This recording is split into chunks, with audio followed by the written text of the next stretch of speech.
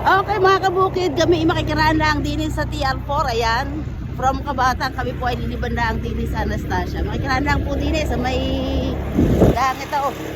Sa may ilog, tingnan natin kung anong hitsura nga ng daan dito. Ayan po, ang lalim na rin. Hawan na, hawan. Lapit na sa katotohanan. Ang hawan na.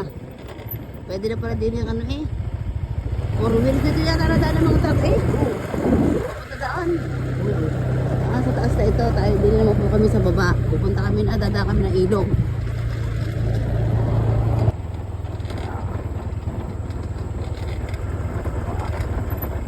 Lulusong kami din eh, dahan-dahan. Lulusong kami sa ilog. Ayan.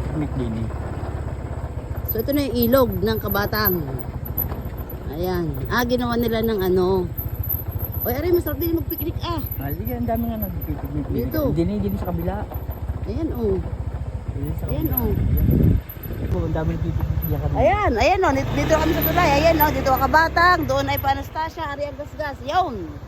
Yan oh, ang gasgas. Oh, diga. Ang dami kanina nagpipiknik. Aba, ay may ginagawang cottage na eh. Ginagawa na kaagad. Ayos are. Ayan oh, may ginagawa na ho dyan cottage.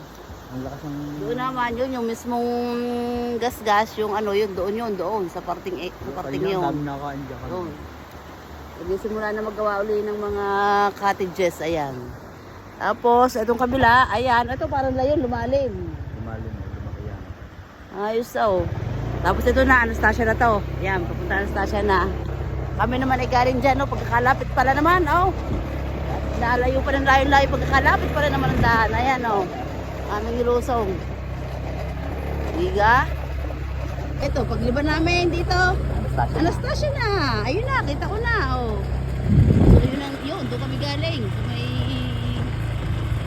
Ano yun? Dami na Anastasia na nga yan, oh. Hindi ka Anastasia, Ari mo. Oh, yun yung malaking bahay doon eh. Ay, malaking bahay. Kalapit pala.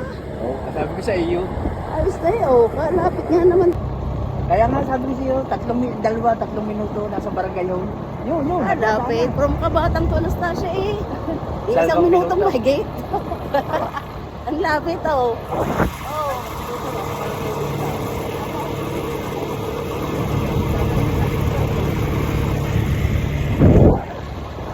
Dami na namang madadaanan, pero bawal pa po itong daanan ha.